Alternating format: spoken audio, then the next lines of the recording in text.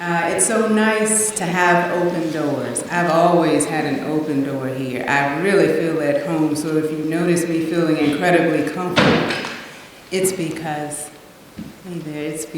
I really do feel at home. This is a special place where a lot of things got started for me, and the funny thing is when that door opened many, many moons ago, you never know if walking through that door is going to change your life, whether it's going to take an ignorant person and make them educated, or whether a stranger will become a friend.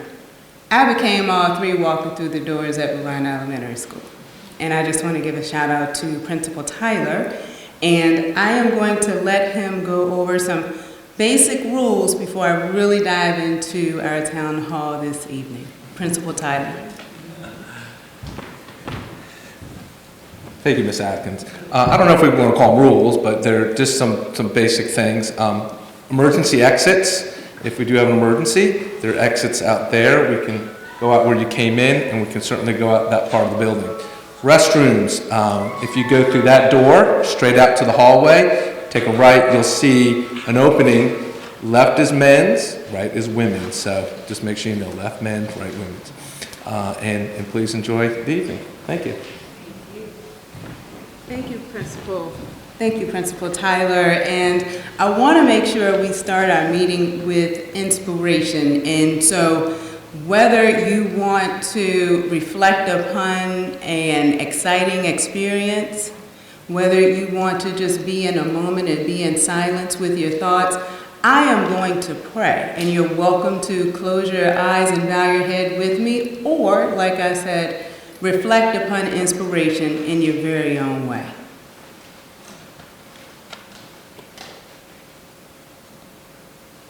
Heavenly Father, thank you for the gifts according to the grace that you've given us.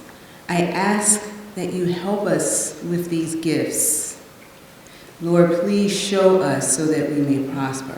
If it is serving, let us serve in a great way. If it is teaching, pour into us so that we teach well. If it is contributing to the needs of others, show us how to give generously. If it is leadership, then let us govern diligently. If it is mercy, guide us in doing it cheerfully. Let us see, let us understand, let us cultivate the gifts that come from you. Create a pure heart and renew a steadfast spirit in us. In the name of Jesus, amen. And that it concludes our moment of inspiration. Whether it is prayer, whether it is just being in your own thoughts, it's always important to make sure that we do some level of reflection, because we're about to get a ton of information, and so that our minds are prepared to receive it. So during our time together, the theme is going to be community, leaning into opportunity. I want to thank again Principal Tyler. We have Hcps staff, guests in the room, as well as our guests that are joining us virtually, and the individuals that will be joining us because they're going to look at the recorded session later. Thank you so much.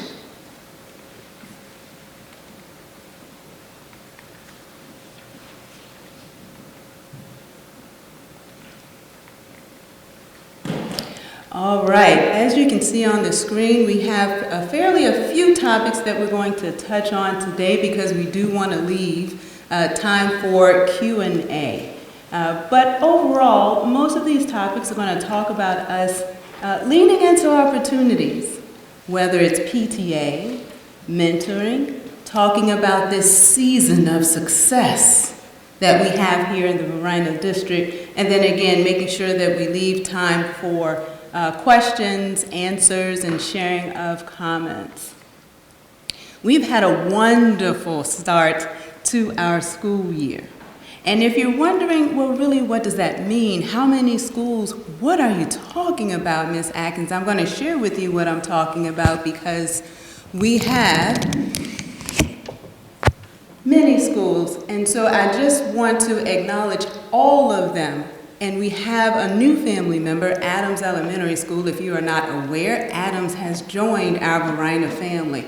So we are talking about Adams, Baker, Donahoe, Highland Springs, Mayford, Montrose, Sanston, Seven Pines, Varina High School. Those were elementary. Varina High School, Highland Springs High School. We have Elko Middle School. We have John Rolfe Middle School. We have 4 centers. We have Center for Communication. We have Center for Science and Sustainability. We have the Centers for Advanced College Academy. We also have the Center for Engineering. And let's not forget a program that is now a school, which is Henrico Virtual Academy, and we also have GRAD. When I talk about a season of success, I'm talking about success in every one of the schools that I have mentioned, and a wonderful start to the school year. And for me, that's an affirmation of the season that we're going to continue moving forward. That one was moving backwards. All right, so when we're thinking about opportunities, some of the topics that have been at top of mind for many, including myself, are around staffing and recruitment. And so I want to just make sure that we take some time to really talk about these numbers and what they mean. Let's start off with making sure that we understand the community that we live in. We have about 58,000 residents in the Varina district, which is Varina, Sanston, Highland Springs, and over 9,000 students that attend schools here. Of that, we want to make sure that our children are receiving the education that they deserve. It really has been an all-hands-on-deck approach, whether it's central office staff, folks coming in to volunteer, subs coming into the building, and we're doing all of this while recruiting for the 67.5 vacancies that we have.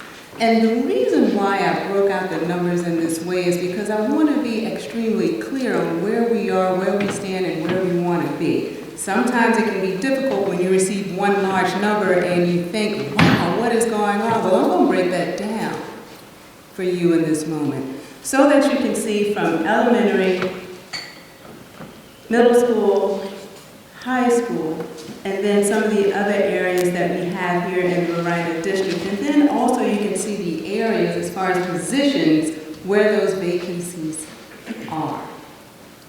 I am incredibly proud of where we are in this here Varina district as we continue to move forward in filling the positions.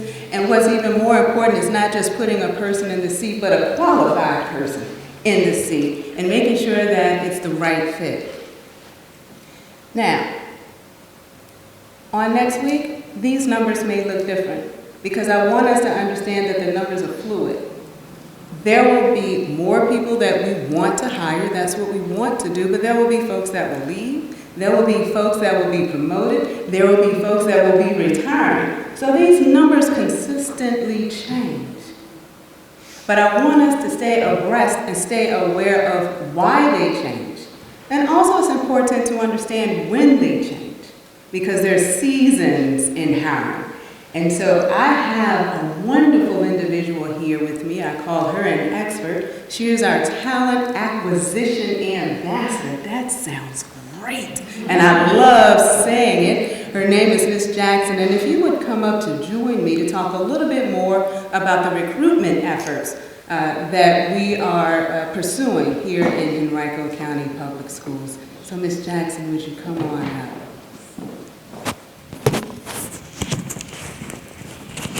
I'm not going to attempt to put this back in here. I'm just going to hand it to you. Good evening, everyone. Thank you, Mrs. Atkins, for so adequately sharing kind of where we are with our staffing vacancies.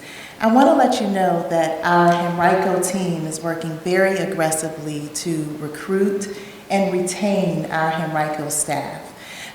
We were just today at Virginia Union just recruiting for juniors and seniors who may not even be aware that teaching is a profession. In that experience today, you know, we were seeing English majors and biology majors, and that really is the new wave of the education profession. I'm sure you have heard that there is a critical shortage area, not just in Henrico, it's a nationwide issue. There is a drastic reduction in teachers that are going in the teacher profession.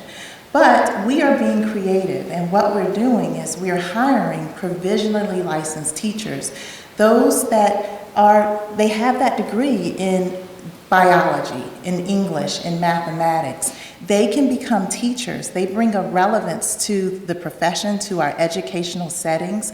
Our students are excited to learn that real world experience, and they are many of the teachers that we are hiring that are filling our vacancies. We're also doing other innovative strategies, such as hiring instructional assistants, full-time instructional assistants with bachelor's degrees. We are, with the support of Mrs. Alsup and every other division leader, we are front-loading the costs so that if they want to be special education teachers, we are partnering with UVA-WISE so that they can take the prerequisite course to become special education teachers. Many of these instructional assistants have been in our communities, been in our schools for many, many years. They know our students, they know our families, they are very much invested in education, and so it is very much our honor to support them through that process. We're also reaching out to retirees, so if you know any retired teachers who want to come back and sub or be a full-time teacher, we're reaching out to every pipeline that we can. Many of you may have heard about the Teacher Scholars Program. We want to grow our own. If the teacher education profession is thriving, it's thriving, and many people know in high school that they want to be teachers. And so what we're doing is we're recruiting seniors, and we're saying, hey, if you go and get your teacher endorsement, you can come back, if selected, to be a full-time teacher, a guaranteed position in Henrico County, and to be a teacher in the community that taught you. So we are partnering with universities so that we can have residents in our schools. Our universities do understand that this is a critical shortage area, and so we're being very selective and intentional. We care about the Varina district. We just were approved from the VDOE to have a grant, a retention and recruitment grant, where those teachers that I was referring to, the provisionally licensed teachers, when they have that bachelor's degree in mathematics or English or art or science, they have to take some professional studies within the 3 years. And so we are partnering with the VDOE. We have a grant, and we are specifically targeting those provisionally licensed teachers in the Varina and Fairfield districts so that they can have more tuition costs to be able to fulfill those professional studies courses. So know that we are right there with you. We are aggressively working every single day. We are reaching out to every nook and cranny. So if you know a teacher, if you know a bus driver, if you know someone who is even possibly interested in considering to be a teacher, we will have information sessions to talk about how to be a provisionally licensed teacher. We're going to have a session for student teachers for all of the 36 teacher prep programs within the state of Virginia, inviting them to come to Henrico County so we can share how wonderful our division is and so that they can land a profession right here in Henrico County. So thank you, Mrs. Atkins. Thank you for everything that you're doing to support. And if you have any questions, please know that I'm here. Thank you. Thank you so much for sharing that information. We understand that the shortage is across the country. So it really is going to take everyone doing a little bit of recruitment, a little bit of, hey, we're hiring over here. And so very, very grateful for your efforts, and particularly making sure that you recognize that Varina District is a very special district, and taking a greater level of effort to get folks in the doors here. I'm going to move along. and talk about another opportunity. So when I say lean into opportunity, and that is going to be our theme, it really is. I'm very excited about our new specialty center that we have. The inaugural class started this year. We have about 33 ninth graders in the program. And it was very important to me and others to make sure that this inaugural group started small so that they can have an experience that they're going to remember not for their entire learning career through K through 12 and all of the memories that come with that, but we want them to have an experience that they're going to remember for the rest of their life. And we can do that with a smaller group. We also recognize that this is new, and so we want the students to be able to help us shape the center and the program and the things to come for future students that will be participating. And some of the exciting things that they are working on right now, one is an energy expo. And there's 3 categories in this exhibit around energy source, saving energy, and transportation. And so they are required to do research. They will be sharing exhibits on this work. They're also working with Henrico on marketing materials, particularly around healthy soil, healthy life. So they're getting these hands-on experiences while learning at the same time through textbooks, through research, and the program is just going to get better. It's going to be such a productive center that could help us in our skies, in our land, in our water. And it gets even better because on our bond referendum for 2022, if voted, and I'll speak it into existence when it comes, we will have a living building over in Wilton Farm where our students will be able to look into the James River and figure out what's going on, where are fish dying, or what is going on with the color of the water. They'll be able to, and right now we are having conversations with the airport. I had an opportunity to have a lovely conversation on looking into how can our students learn more about the sky, not by looking at it, but perhaps by riding in a plane. They'll also have the opportunity to look at our land and look at things right down the road at the dump. What are the impacts of that? So they really are doing more than just learning for themselves. They're learning for us too, and making positive changes for right now and for our future. Another part of the 2022 bond referendum is going to be a brand new Highland Springs Elementary School. I can see it already, and I am not a designer, but it is so needed. I am not an architect, but I can tell you that windows matter. I can tell you filling in a space where you feel welcome, where the walls just speak to you when you walk in as a child. That's what we need in Highland Springs. So I can say vote yes. I know our staff cannot, but I can say there will be 4 questions on the bond referendum. I am wanting you to say yes to every last one, but in particularly because we're here at Town Hall specifically talking about schools, and the 2 for us over here in the Varina district is going to be this living building and a brand new Highland Springs Elementary School. In your folders that you have, there's more information about that. There's also a flyer. If you stay ready, you never have to get ready, and I do that. So I'm going to hold up the 2022 bond referendum brochure. They were mailed out to your homes. If you do not have one in your homes, if you want to reach out to me, I can make sure you have one. Again, there's one in your flyer, in your folder as well. There's also someone else that want to share a few words and remarks about the living building. It is our very own Dr. Cashwell. She is not able to be with us today because she is at a conference, but she's going to talk to us via video.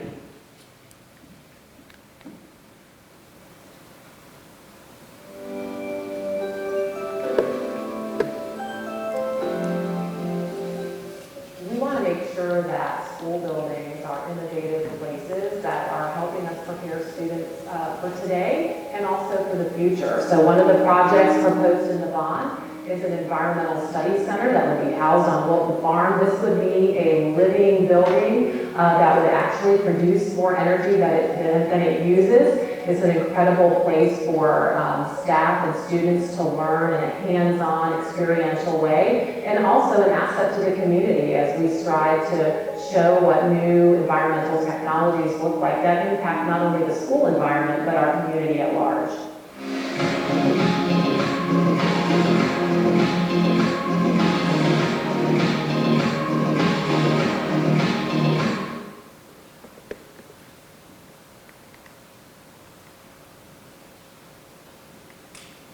My hope is that that piqued your interest. My hope is that when you saw that brief video and you saw the land and you saw the water, that you said to yourself, what is going to be there? How is it going to be used? Who will be doing the research there? It's going to be our children. And that gets me excited. And I hope that it gets you excited too. On yesterday, I had the opportunity to participate in a faith-based luncheon.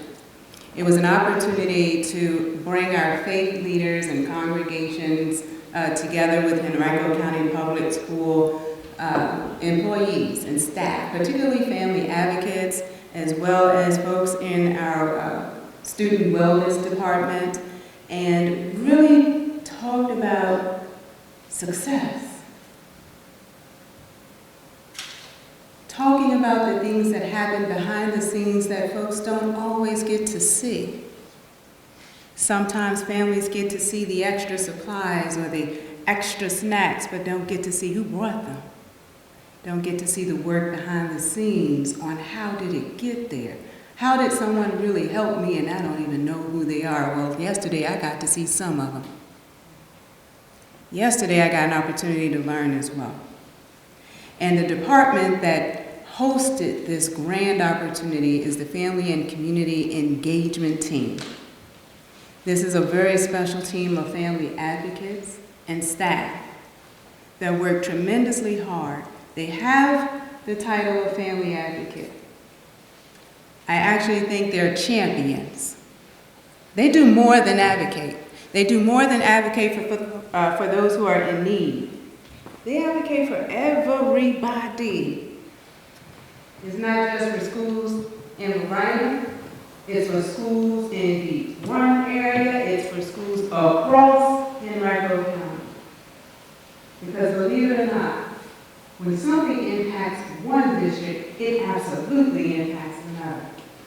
You just may not be able to see it on the surface. And our family advocates are the difference sometimes between a child being able to make it to school or not. They are the difference between putting a smile on a child's face. They are the hug that our child may get and the only hug that a child may get. So I have a very special place in my heart for family advocates. You might think I'm the chief or the director, I am not. So I won't sit here and talk more about them, but because of such great work, I just want to toot their horn. But there is someone else here that can do it better than I can. She is the chief of Family of Community and Family Engagement. I said that wrong. Family and Community Engagement because the acronym is FACE. That's how I keep it straight. Her name is Mrs. Adrienne Cole Johnson. And if you would come on up to the podium and share a little bit more about your team.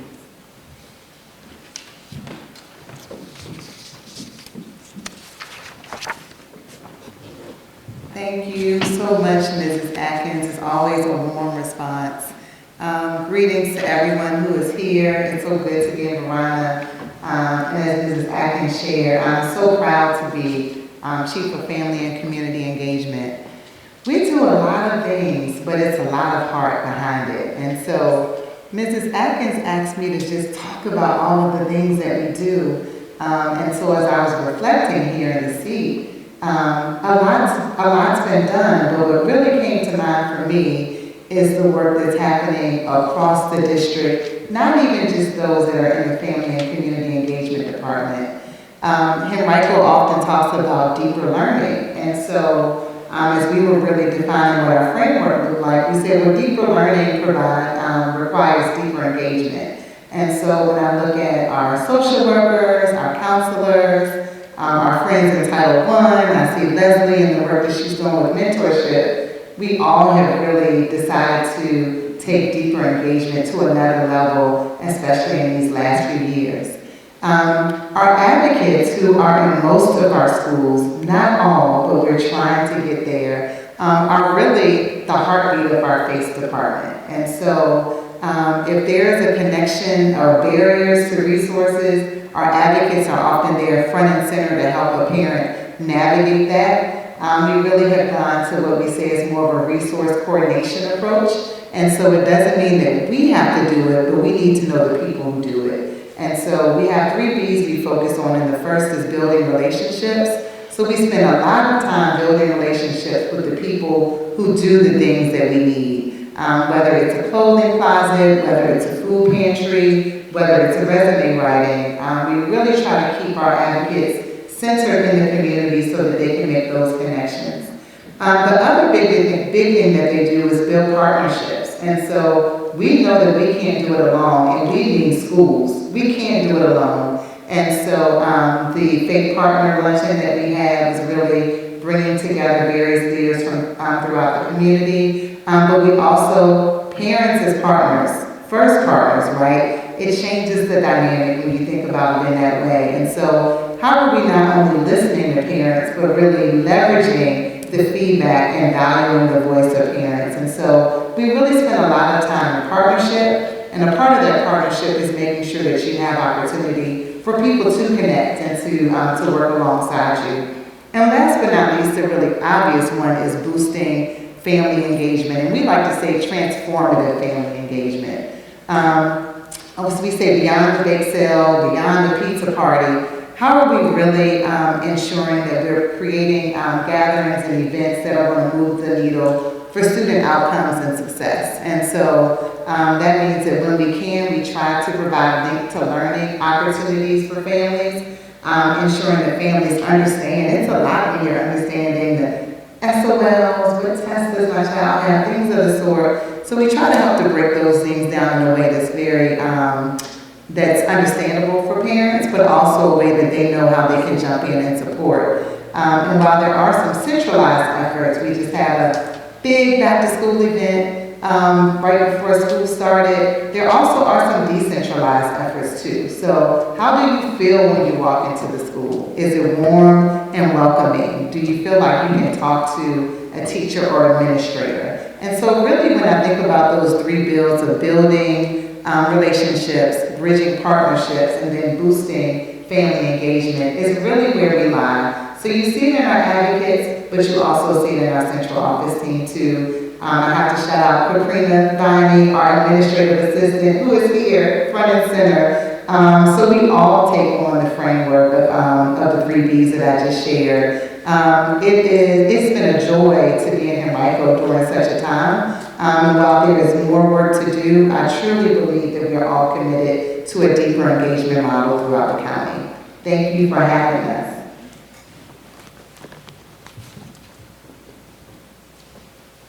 Thank you so much. I said that the FACE team does a lot.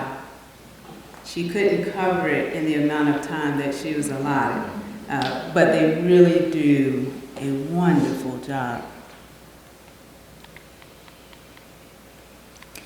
All right, and I don't know that I could ever express my appreciation for PTA.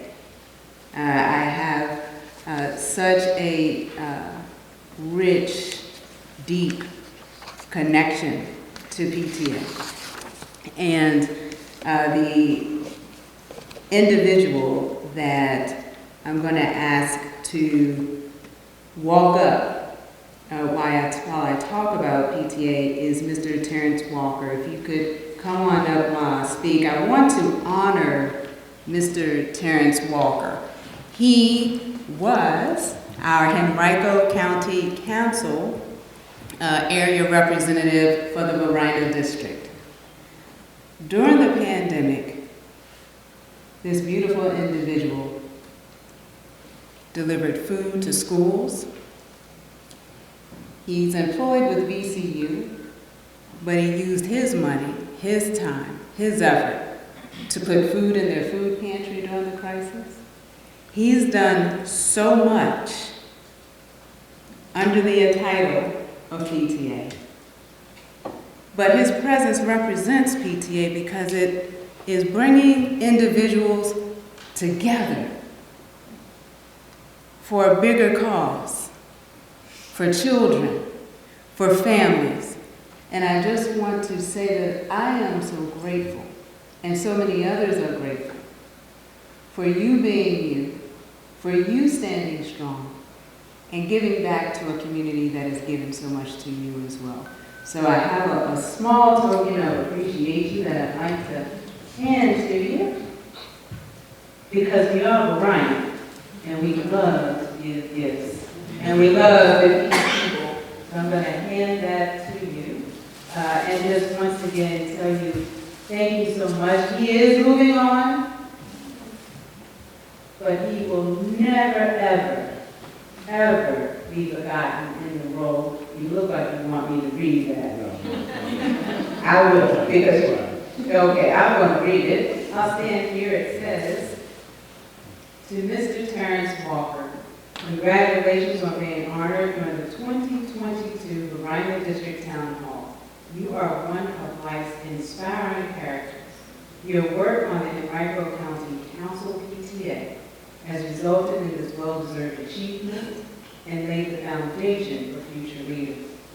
From an outstanding contributor to the improvement of schools, supporting educators, making significant contributions to civic engagement, and loving the Varina community, Mr. Walker, you will forever be the epitome of outstanding servant leadership. Thank you. Thank you.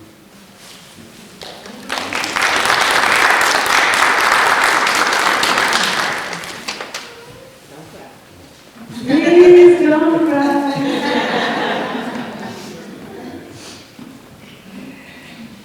This is what success looked like, and we are in that season of success. And an example is when one person moves on the journey and there's another person already available to receive the baton. And we have a person already ready to receive the baton, and I'm going to ask Maddie Jones to come up. My voice deepens when I say her name because this phenomenal woman has over 20 years of experience in the PTA. If she looks familiar to you, she's been at, I don't know how many athletic events. She gave me guidance on PTA before I even thought I was going to be a part of PTA. She just didn't know it. I didn't know who she was, but I remembered her face at that time. We recently had a conversation about our children. And I said, well, I think I did PTA longer than you. She said, absolutely not. And she's right. And so I want to give you a welcoming token because Maddie Jones will be taking over the position of Henrico County Council, PTA representative of the Varina District. And oftentimes, when we have town halls, we want to talk about concerns, but moving forward, we're going to celebrate too. We're going to celebrate individuals moving on in their journey and other individuals coming on in. So I am going to put the mic here so you can speak. You do not want to speak. You do not have to. Don't cry. I'm going to have me saying, please don't cry. Thank you so much for taking on this role. I know that you are going to be grand because you already are. You were then, you are now, and you will be. All right, thank you.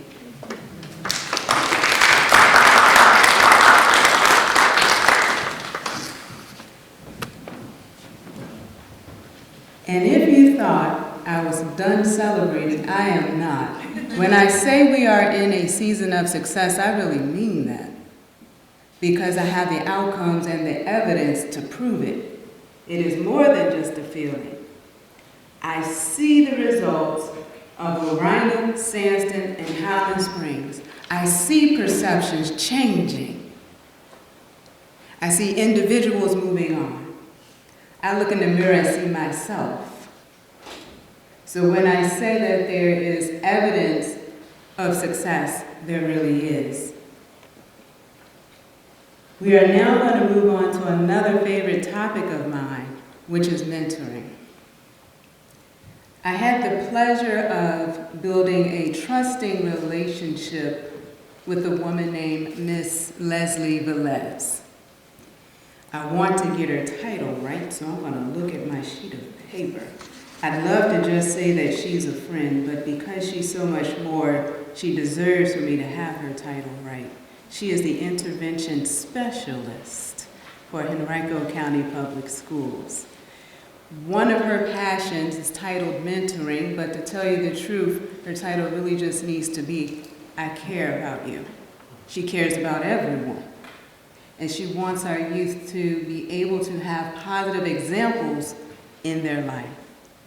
So Ms. Velez, if you can walk on up, I'm going to talk a little bit more about some of the work that she's done. She does an incredible job of finding mentors for students in Henrico County Public Schools. She's been doing this for quite a while. I don't know how many years. 5 years. And so much so that when I really started to learn more about Ms. Velez and the program itself, I decided to volunteer. I said, yeah, this will be cute. This will be something I can learn from. I'm going to make a difference. Those were the thoughts that I had coming into this program to volunteer to be a mentor. As I stand here today, the individual that I was assigned then, we used to call each other mentor, mentee. Now she calls me aunt, I call her my niece. We go out to breakfast and we shop because we're family now. That's the difference that this woman can make in a person's life. I've expanded my family. So without further ado, I'm going to hand you the clicker. Thank you. And she's going to share more via a presentation as well as share some of her experiences verbally. Thank you so much. Thank you, Mrs. Atkins. It's such a pleasure to be here this evening to speak to you a little bit about what I am so passionate about, because I know the difference that it's made in my life and that it's continuing to make in our children's lives. So as Ms. Atkins mentioned, I'm the intervention specialist and I oversee the district-wide mentoring program that we have here in Henrico. We have programs all across the district in all of our middle school and high schools, including our alternative programs. And we are slowly expanding to many, many different elementary schools across the district. Those that are highlighted in red are newly onboarded for this school year. So we're growing and we're happy that we are able to do that. As you can imagine, and as we all know, we've had a lot go on in the last 2.5 years. And our students are in a place where now more than ever, they are craving that connection. And so I'm here today to make a call to action from you, the community. We have so many schools across the Varina district that are in need of mentors. And we want to make sure that when we do provide the mentorship, that we are providing a framework that's evidence-based. So we do provide the elements of effective practice of mentoring through our programming, which is the framework that we follow.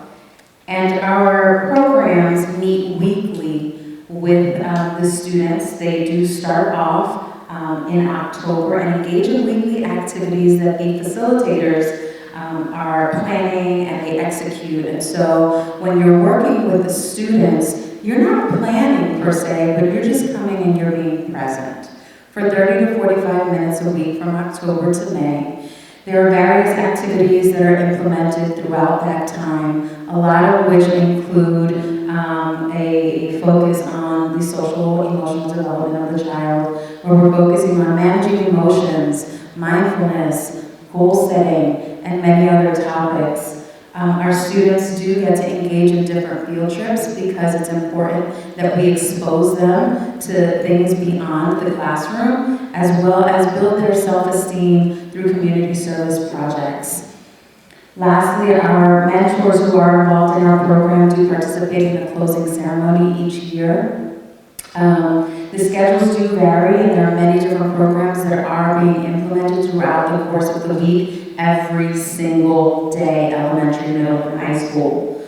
For those who are interested in participating, We just ask that you attend a new mentor training and you make a year commitment from October to May. I will be providing ongoing training throughout the course of the year for you to attend on an optional basis. But we do conduct a background screening just for all volunteers that are going to be volunteering with us throughout the course of the year.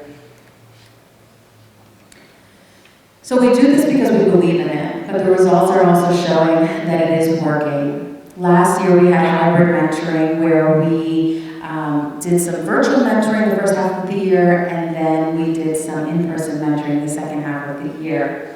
And our results are still relatively the same when we implement a traditional program like we've started preparing for this year. When looking at about 400 students, those students who are mentored at least 2.5 hours a month, we notice that there's a significant decline when it comes to discipline referrals, which means that they're making better choices. And they're making better choices because they have someone who's behind them, that's cheering them on, that is their greatest advocate, helping them to make the right decisions. And when they're making better choices, they're likely to be engaged. And if they're more engaged, they're likely to be doing better in school, and their grades are showing for it. And so it really does have a major impact.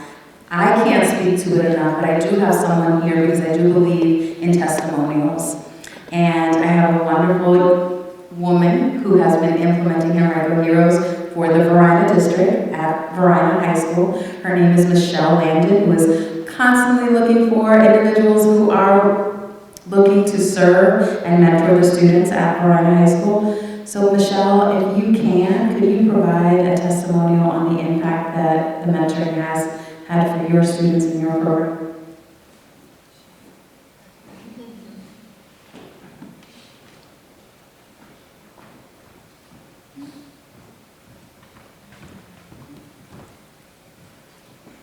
Thank you, Leslie. I'm Michelle Landon. I'm a teacher at Varina High School and the mentor coordinator.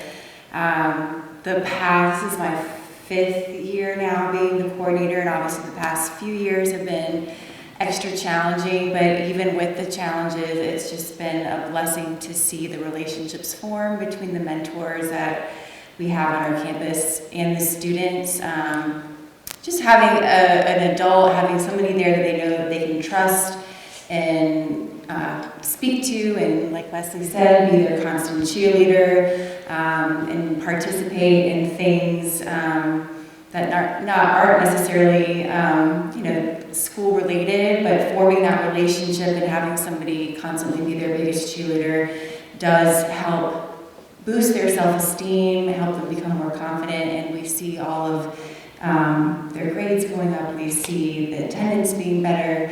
And I just been really reaching out to the community this year to try to get community members involved in coming to help you mentor at Varina.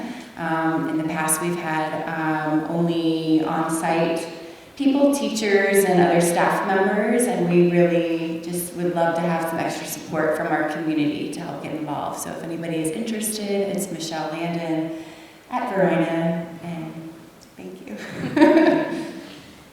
Thank you, Michelle, for that. I appreciate her so much. She does so much at Varina, including Varina on Chill. That's one of the ways that I met her initially, and so she does wonderful work, and she pours into the community. So community, I'm asking you to come together to breathe breathe hope, speak hope into our children by mentoring them. If you need any information or have any questions, feel free to reach out to myself, Leslie, or to Raven Walker, who also works alongside me. Raven, if you can wave, feel free to contact either one of us, and we can get you situated and trained up and placed at a school and paired up with a child.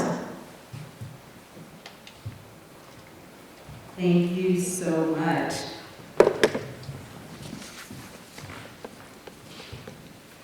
As I said before, we have numerous opportunities to get involved, to educate, to engage, as well as empower. Before moving on, I think we are moving on to our open mic session. However, I want to touch on some other opportunities that we have. And because I know the depth and the passion that we have in our communities to see our children be successful, I want to make sure that I share all kinds of ways that you can participate, whether it's in our school or around our school. You can volunteer to work in the cafeteria, be a cafeteria monitor. You can be a hall monitor. Some other things to be thinking about is reading to our students. Literacy is so important. So taking the opportunity to come into the schools and read to students really does help. It also helps with our teachers as well and giving them a break so that while you're reading with them, perhaps that's that moment that they can grab some nabs or just practice some mindfulness. We can get in the schools together as a community and help. Vacancies don't feel so heavy when the communities are involved in them. I said vacancies don't feel so heavy when communities are involved in the schools. I'll say it just one more time, just for the folks watching virtually. Vacancies don't feel as heavy when communities are volunteering in our schools, engaged in PTAs, PTSAs, PTOs, or any other acronym organization providing a positive outcome for our children, for our school communities. Also, just some things to be thinking about as far as helping out outside of our schools are things like creating a garden, perhaps organizing an opportunity to clean around the school or paint around or inside a school. And then lastly, something that I wanted to share community as we're together here is over the past 2 weeks, I've been getting phone calls from parents asking, what can I do about my child because he or she is experiencing just some unhealthy thoughts or confusing thoughts. And so I will send them and ask them to speak with their counselor. And I thought I'm going to take advantage of the town hall as well. Like I said, if we're in a season of success, I want to ensure that I provide opportunities to continue that, resources to continue that. But when children have unhealthy thoughts or confusing thoughts, it can be a very tough conversation for a parent. And I would not introduce this topic to you without knowing that I have an expert in the room that's going to help us. I am going to ask Ms. Parker to come on up, and if you could just share some thoughts around some things that parents can do when they are having conversations with children. In this particular example, she shared they were having dinner, and while having dinner, her son just was sharing some thoughts that he was having while he was eating his food, and they were unhealthy. And she just wasn't sure how to approach it. So I'll give you that example to lead you off in sharing just some thoughts and wisdom, as well as formally introducing yourself.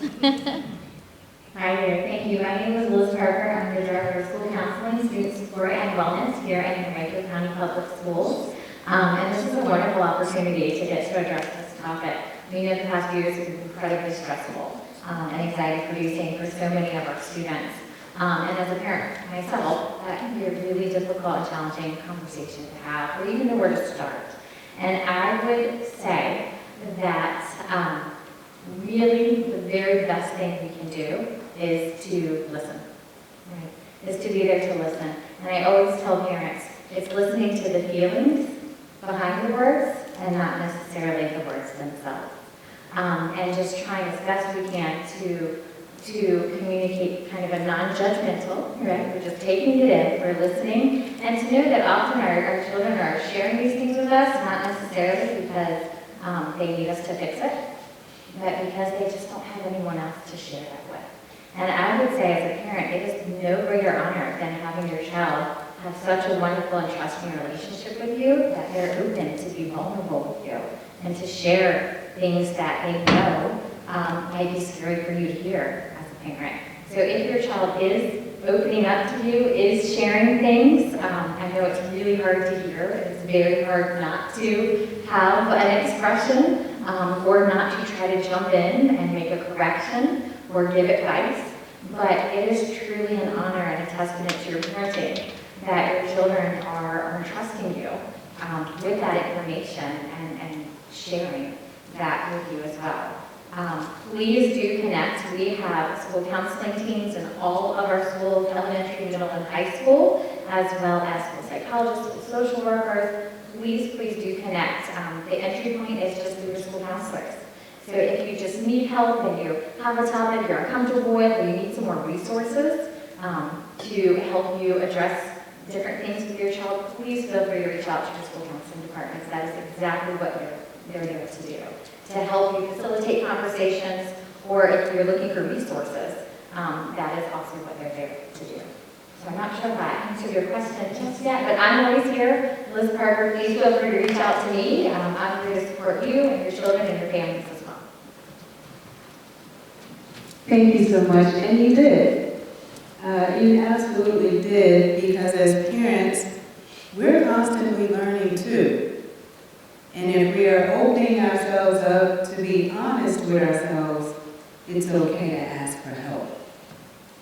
That's how you get it, sometimes, simply by asking. So for folks that might be experiencing that, again, please reach out to your counselor and get help. So we are now at my favorite portion of Town Hall, where we open it up for questions. And I did receive a few questions and thoughts in advance. So I'm going to start with those while you are percolating and thinking about questions that you may want to ask or thoughts that you might want to share. Feel free to be thinking about that. If you want to begin making your way down, you can do that as well. I will start with comments, and I wanted to be sure that when we gather today, that with the questions and comments in advance, I have really gave a lot of consideration to those to be prepared so that I can move swiftly through them. So I'll start with two comments. At Elko, Dr. Mazzell and his staff has done and continue to do a great job ensuring the safety of our school. I'm sure you have witnessed, as I have, his passion for providing a safe and secure environment for our children. We have a great opportunity to assist Dr. Mazzell and his staff by adding another set of security doors and create a secured vestibule. I know funding is always an important consideration, but I believe HCPS can appropriately and quickly provide this funding to ensure the safety of our children. I ask if you could act with urgency and consider obtaining funding for this added security feature at Elko Middle School. Thank you in advance for your time and as always for your dedication to the Varina School District. My response is yes. Yes, I will. I will have an opportunity to sit down with Dr. Cashwell shortly, and I will share this wonderful opportunity. I think it's a great idea. So for whomever shared that comment was submitted, I want you to know that my response to you is yes. Yes, I will. The second comment that I received via email is regarding Dominion Power. I am concerned about the Dominion Power meeting at Elko Middle School. Dominion Energy doesn't have a vested interest in our children or our community, other than infrastructure. Considering that it was a community meeting, everyone should have been given the chance to attend.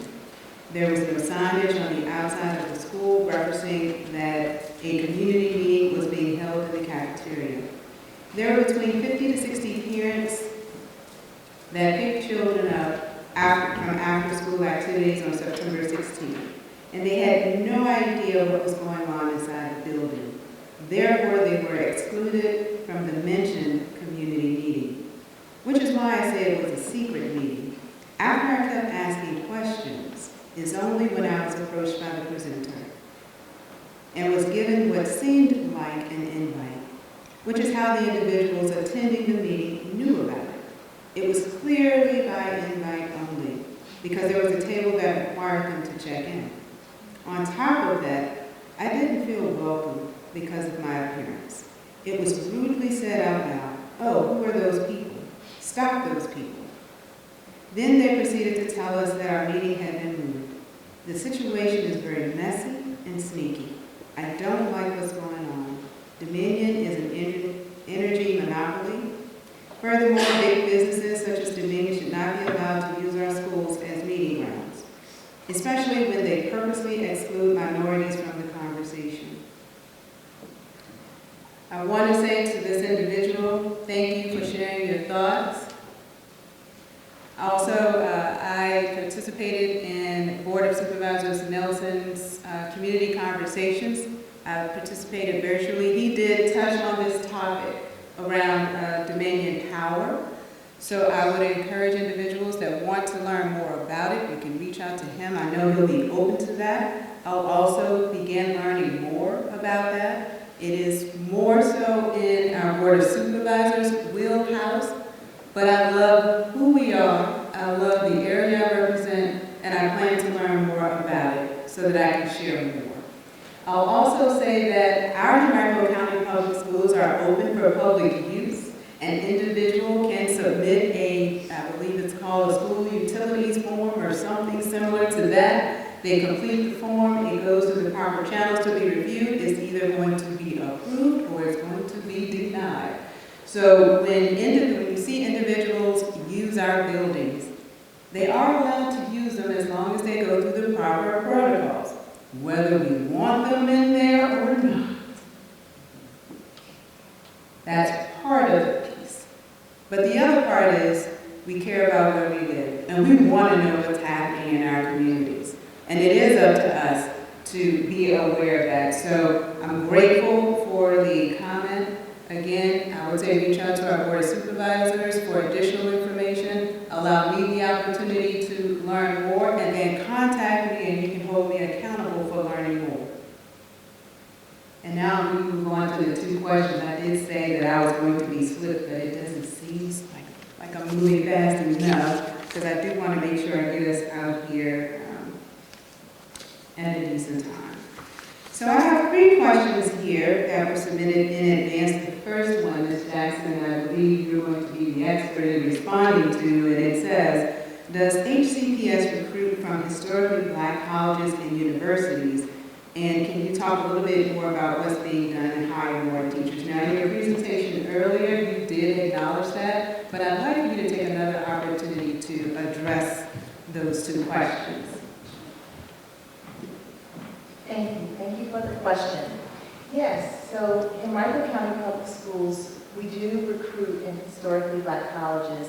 I referenced earlier that we were at Virginia Union just earlier today, and that was more of a comprehensive fair that was really collaborative with all of Henrico County. So Henrico County Public Schools was represented, Henrico County Police, Henrico County Finance, and it was really a nice showcase of Henrico County on Virginia University's campus to say, we want you to be a part of Henrico County.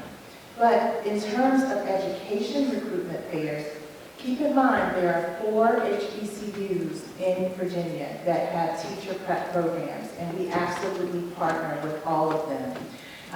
We will be facilitating mock interviews for the teacher students that are at Virginia State University, helping to prepare them to, when they go to their first job interview, what that should look like, how to prepare a very stellar resume, while also trying to promote them for Henrico County Public Schools. So you will see us at HBCUs, not just in Virginia, but overall. There is a teacher shortage, as I mentioned, with teacher prep programs. So it's just not looking at the teacher prep programs within the state of Virginia, but it's also just going where people are and helping them to be aware that you may not even realize your passion for teaching. So come substitute be a bus driver. Come, just as Mrs. Atkins indicated, come volunteer. Everyone has something to offer if your heart is with students, and we can certainly partner with you in any regard. So there are many opportunities that we are utilizing to recruit, not just recruit, but retain our teachers as well and all of our employees. Hope I answered your question. It does. Thank you. The second question, and the next two are pretty loaded questions, and I'm going to answer them because this is a town hall and that's what it's for.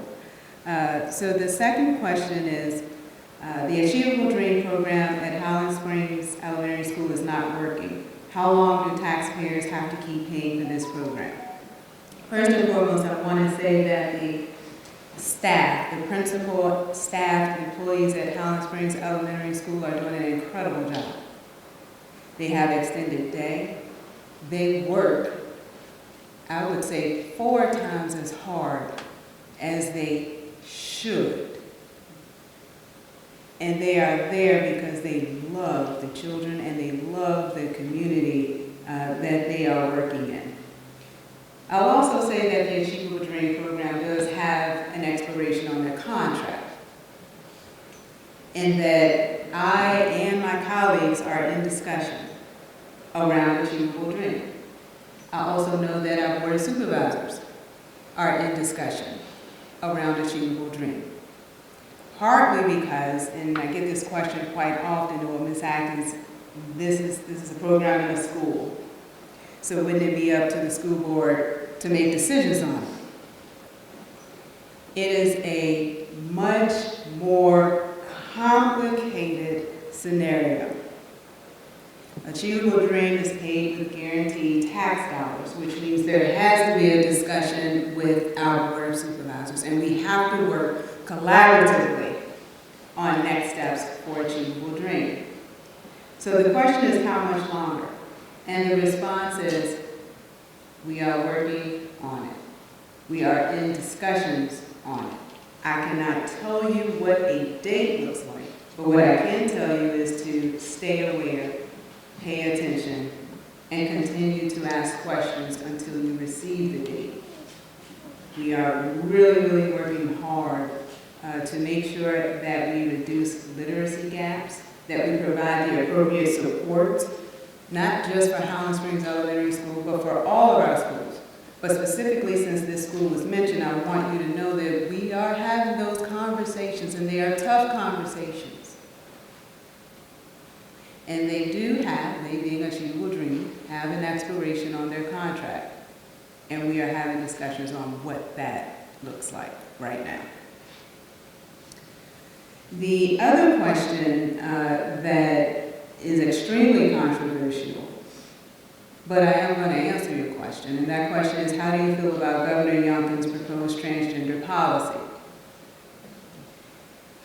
I think when we understand civic engagement, human behavior, as well as understanding our history, it's really helpful in comprehending this policy.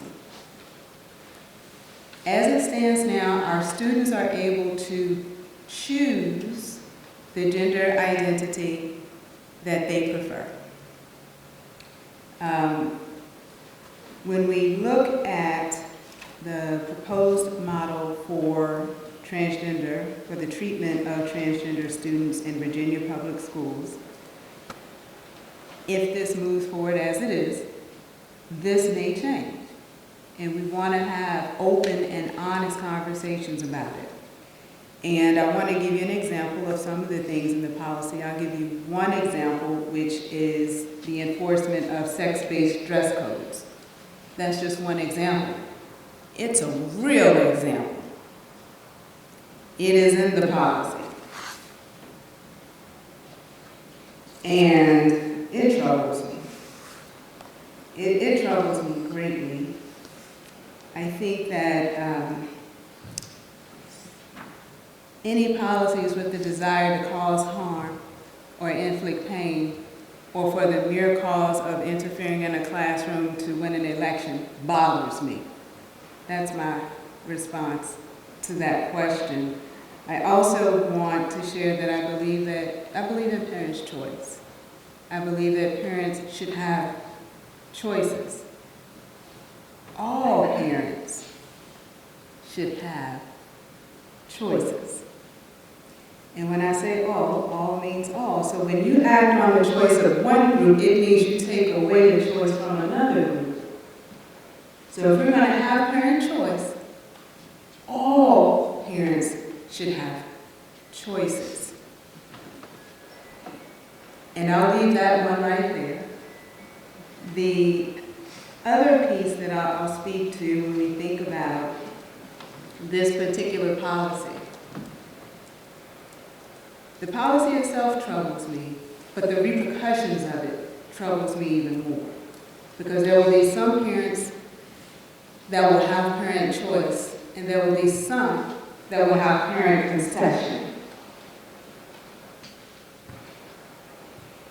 There will be parental choice and parental concession. And I just believe it's all unnecessary. I'll just be very frank.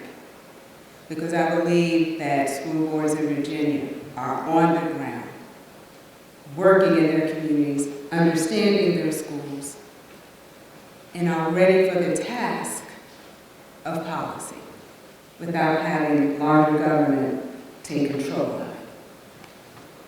And so before talking even more, I want to remain a school board member for the rest of my term, so I will stop right there. I will open up the floor for any other questions or comments that you may have. This is an informal opportunity. This is a safe space. If I feel like you're going to say something that becomes too controversial or we might have to call security, I will stop you. So I want to lighten your heart so that you feel comfortable, but never ever pressure you, because I'm only a phone call away, an email away, and if you're in this room, I'm only steps away. So I'm going to say going once, going twice. You have a question in the back.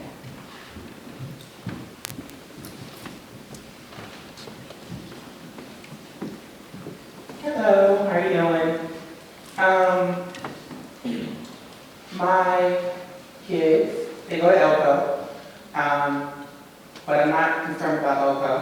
My son just started at Highland Springs in August, and I had to force the school to give him a laptop today.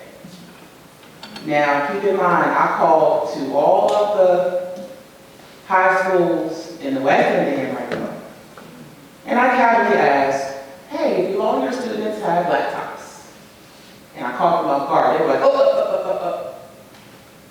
I said, it's an innocent question. Do all the students at your school have laptops? And they said, yeah, we think so. Called Highland Springs, where my son goes, Henrico, Varina. It's a huge gap. My son has a 504 plan, which is a step down from an IEP. And I had to specifically put that in the email. Hey, he has a 504 plan, and I fussed at him earlier while he was on a field trip at the fair. Why do you have an F in this class in math? He said, Mom, because 3 of those assignments require me to have my laptop and I haven't had it. We are a month into school, and a big portion of the 9th grade class at Highland Springs do not have their laptops. And I was given the explanation of, oh, well, it's based off of if the students turn their laptops in. They have brand new laptops. I've seen from what these students came home with. They have brand new laptops. So what is the holdup? And then on top of that, our students in the county that have disabilities, IEPs, and 504 plans, they, not to say that they're any different from, our general education students, but they should have gotten preference. They should have gotten their laptops first over all the other students, because now he is drastically failing math horribly. So do we know what the time frame is for laptops to be given out to the rest of the students, especially our ninth graders, because that's detrimental to their learning. So first of all, I'm disheartened to learn that your child is not able to learn because he doesn't have the resources and tools necessary for him to pass. So I'm just going to start with an apology. And while I may not be in the school building or the person disseminating the laptop, I am the person that's governing the district. And so I apologize for what you are experiencing. But we're not going to continue having, or you having, that experience, or me being disheartened because I'm learning of something that I want resolved. So here's what I'd like to propose. I'd like to ask you for some grace in giving me till Tuesday. That'll give me enough time to have a conversation, to do more research, to understand why you and your son are experiencing what you're experiencing.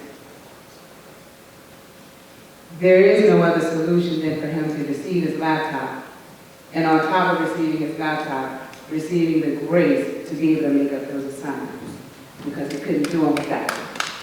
So I will get back to you, I'll take your contact information, and make sure that we connect on that. Thank you. Other concerns or questions? Thank you. I would just like to talk about the accreditation issues that it seems like Eastern Henrico County is having as I read the article in Henrico newspaper. Thank you for that. And it's interesting because at our last school board meeting last week, it was a topic that we wanted to discuss. However, the numbers were not published at that time, so all we had was preliminary information. So we have, I want to say, I'm going to pull up some data.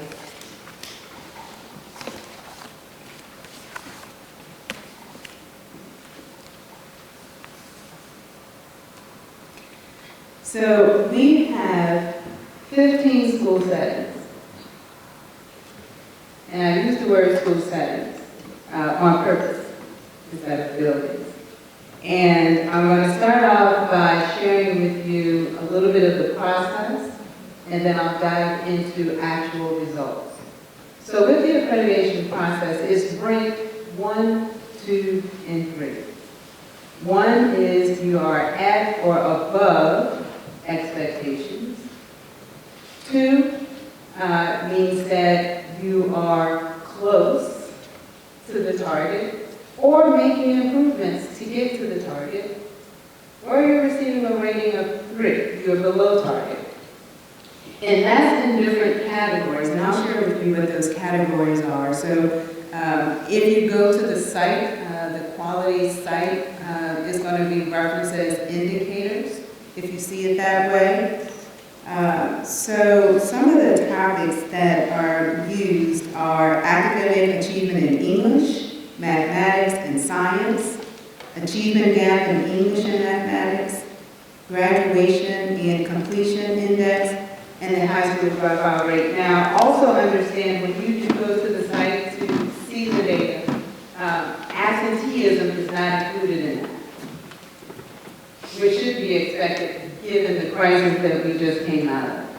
So, out of all of our schools are accredited. We have 7 schools that are accredited with conditions. So that means that those particular schools, in addition to having a 1, they probably have a 2 and 3, or 2 or 3. So all schools are accredited, some with conditions. Now, when we're looking at comparisons, I actually like to compare us to see true improvement. Instead of comparing us, when I say us, I'm talking about Varina, Sampson, and Highland Springs.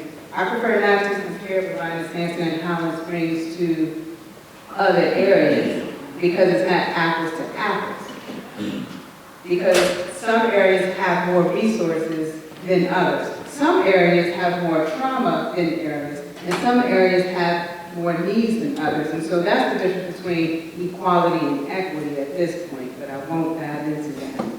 So there are 7 schools that are accredited with conditions, and remember what I said, that means in those indicators, they receive a 2 or 3. They're somewhere around the target or below the target. Some of the reasons for that in some of the schools really is because of some of the impacts of COVID, because before they were accredited. Some of the schools have been accredited with conditions for a few years. Now, there's a triennial period. Triennial period means in the 3 years where you are accredited with conditions, you are expected to be improving within those 3 years. We have one school that has not in this district, and I'm not going to call that school out. And so if your question is more so, why are we where we are compared to another district, I would have to review that district, look at the data, and give you a very honest answer. I have not looked into the data of another district because I have laser focus on the data in this district compared to the data from years prior in this district and looking at where I want this district to be because I understand all of the circumstances here. So what may look like on someone's sheet of data, they're seeing this much of a story when there's really this much of a story. Community lean into opportunity impacts that.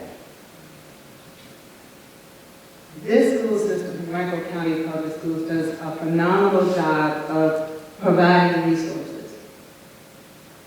But I firmly believe that when we continue to craft the season of success, and we see the richness that we have right here, the talent that we have right there, and we put a high level of energy into what we have. There's no way you win 2 championships in your district in a crisis without the energy, love, and support of community. And I want that same level of support and energy to flow into us academically. So I'm sorry if I can't give you the answer of why we are compared to someone else. Truth be told, I'm concerned with laser focus right here. I want every last school, even if they're accredited with all ones going across the top, to continue to do better. For my one school with 3s going all the way across, we have to fix it urgently, especially in the triennial year. Because at some point, someone from outside of this district will tell us how to govern it. That may not live here, don't understand the culture here, and may or may not care. And I'll just be very honest with you. So what are some things that we can do to help? This whole hour has been about what we can do to help. These things that we talked about today aren't just to help emotionally or physically. They help our children academically. Whether we are mentoring, whether we are asking and we know someone interested in teaching, whether we volunteer. Not everyone can come in and volunteer time. I work in addition to school board. So I have to find ways to volunteer. If I'm financially blessed, maybe it is my money. If I have a break, maybe it is my time. If I don't have money and I don't have time, maybe I just write a note to a teacher to say I'm thinking about you today. All of these things, when we lean into these opportunities, help our children academically. And everyone has a talent. Everyone has a skill. And everyone can give to this community that has given so much. And I say to you that our crowns have been paid for many, many moons ago. And when we see our royalty, and we are examples of that for our children to see, when we are examples, positive examples for our children to see, we will see academically how they improve as well. Does that answer your question? Thank you for that, yes. Okay. Are there any other comments?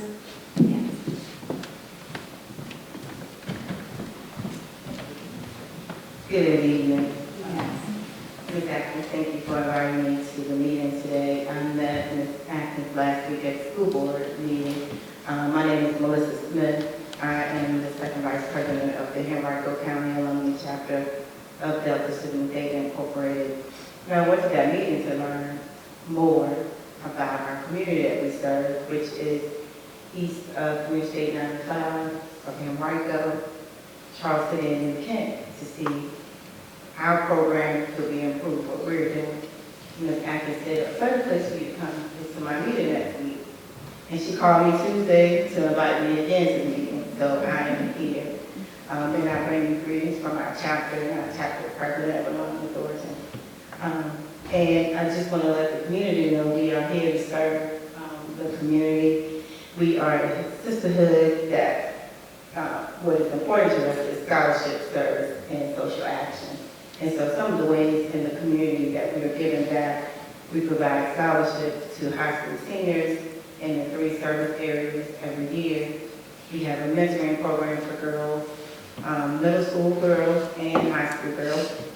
Here in Henrico, they meet at Highland Springs High School for the high school girls and Fairfield Middle School for our middle school students.